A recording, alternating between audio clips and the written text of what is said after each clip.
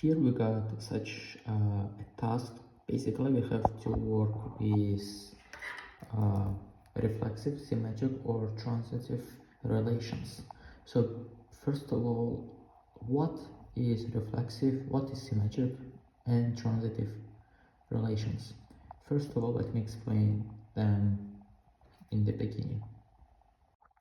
First of all, let's say a reflexive relation. So what does a reflexive relation mean? So basically, a reflexive relation mean that there, like inside of in the uh, set of pairs, there must be equal pairs, like similar pairs. In our case, for example, let's imagine, let's A be a set of these four numbers 1, 2, 3, 4, and basically, and let's relation R1 consists of these numbers, basically numbers, all numbers from this set of numbers. Basically, this is a reflexive relation. This R1 can be considered as a reflexive relation. Why? Because it consists 1, 1, it consists 2, 2, it consists 3, 3, and 4, 4. It consists these numbers. Here we have written another relation, R2. And what do you think? Is it reflexive relation? So the answer is no. Why? Because here you can see it, okay, you might say there is 1 1, there is 2 2, there is 4 4, but where is 3 and 3? And there is no 3 and 3, and it missing one equal relation, one equal set of relation. Therefore it cannot be considered as a reflexive relation. Next, we have to see what is symmetric relation mean. So basically here I showed like concisely what does it mean. So basically you can see AB, BA. So basically I think you already understood that if there is AB, so that there should be symmetric relation, there should also be BA. BA means here you can see the changed order. Here you can see set of relation. 1 1 1 2 2 1 and 2 2. What do you think? Is it relation, symmetric relation? Yes, it is, because here you can see for 1 2 there is changed order 2 1. Therefore it is symmetric relation. Here, what do you think this R2 relation? Is it symmetric relation? No. Why? Because, for example, for 1 2 there is no 2 1, for 1 3 there is no 3 1. Basically there is no changed order pairs, right? Therefore R2 cannot be considered as symmetric relation. And finally, transitive relation. So basically, what is transitive relation? Basically, you can see that, imagine you have set of numbers A, B, set of ordered pairs A, B, B, C, and the third one you can see third ordered pair of numbers must take A and C, right? Here, let's see an example relation. Here you can see first 2 1. We can write it as 2 as A and 1 as B. Then here you can see 3 and 1. 3 and 1. Second one B C. You can write it. So you can see 1 is here B, because here we have already declared 1 is B, and 3 is C, new one, right? And the third one, there should be AC. Here you can see 3 we have already declared 3 is C, and 2 here you can see we have already declared this is A. Does it match? Of course it matches. Therefore it is transitive relation.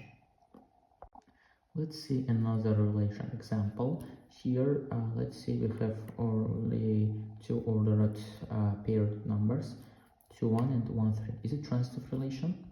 Of course not. Why? Because let's say 2 is here A, 1 is here B. Here you can see there should be BC. Of course we have BC, this B, and this is C, but there is no AC.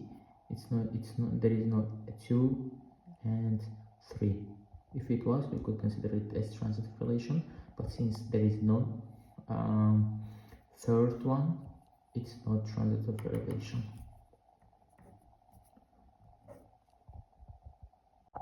Back to our problem. Here you can see it's a bit tricky, and it's totally okay if you cannot solve it in the first try. I will try to explain to you. So basically in the A, it's the absolute difference of in the integer numbers A and B is less than or equal to 5. Here we can see A and B is a set of integer numbers, right? And their difference is also, of course, integer. So now let me show you first via reflexive, because in the question it says show whether they are reflexive, symmetric, or transitive. Let's see. So I try to prove the A1 via first reflexive, then symmetric, then transitive. So first of all, here you can see this is reflexive. I subtract A minus A. Why? Because reflexive means, I explained to you, right? It means a set of same numbers, 1 1 or 2 2, right? If the set consists of those numbers, then it can be considered as reflexive. Here again, since it's we have to prove reflexive, we have to prove whether A minus A less than 5. It of course less, because when the number is subtracted by its own number, the result is of course 0, which is less than 5, and it matches our condition. And second one, symmetric. Symmetric, I think you can remember it, right? For pair, there must be changed order, like the order must be changed. For example, 1 2, there should be 2 1 1. For 3 2, there should be 2 3. Here you can see A minus B equals B minus A. Doesn't matter if we change the places, it equals, and it can be less than, and it is of course less than or equal to 5. But here in transitive, third one, you can see there was A, B, and C, right? We worked A, B's and B, C, then A, C. Here A minus B less than or equal to 5 matches our condition. B minus C less than or equal to 5 again matches our condition, but A minus C might not be less than or equal to 5. Why? Because we here it's not declared A minus C must be less than or equal to 5. C is like a free variable, it can be any kind of number.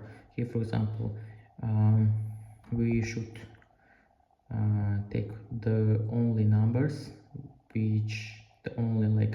numbers that in the subtraction could give 5 or less than 5.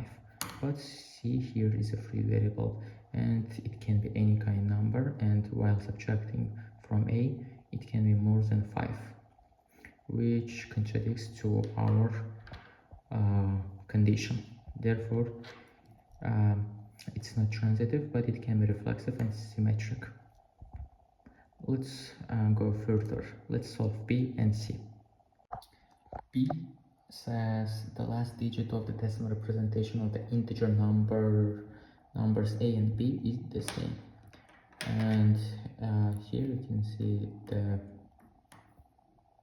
representation, and it says A mod 10 equals B mod 10. Basically the last digit is the same. And we have again to check whether they're reflexive, symmetric, and transitive. First of all, reflexive. Reflexive, again, we're using same set of pair numbers A and A, and of course, since they have the same, first of all they're the same numbers, and they have their last digit equals to each other. Of course, they match, and this can match the representation of this R. And second one, symmetric. It says A and B is an element of R, then B and A is an element of R. It can be. Why? Because again, they have the same mode, the same last digit, and it can be true for R. Then third one, transitive. AB, BC, EC. We saw it already, right? How the overall look of transitive. So here you can see again, since the mode is same for A and B and C, the transitive is true as well. Let's now see the last one, C. And C1 says the product of two positive natural numbers is a square number. And here you can see the condition. First one, reflexive. And it is of course true because here we can see is a positive natural number, right? And if we multiply two positive numbers, we can get a positive number. Symmetric. Again, if A and B here are positive numbers, again, if we multiply two positive numbers, we get positive natural number, and of course, B times A. If we multiply B and A, again, we get positive natural number. Then for transitive, A and B equals n squared can be true. Why? Because A and B are positive natural numbers. B and C equals n squared, and A and C equals n squared. Can be, but it's not guaranteed. Why? Because C, here it's not written C, that it's positive natural number. That means C is a free variable. It can be a negative number, right? It can be any number. Therefore, it's not guaranteed. Then, in this way, we have finished our task.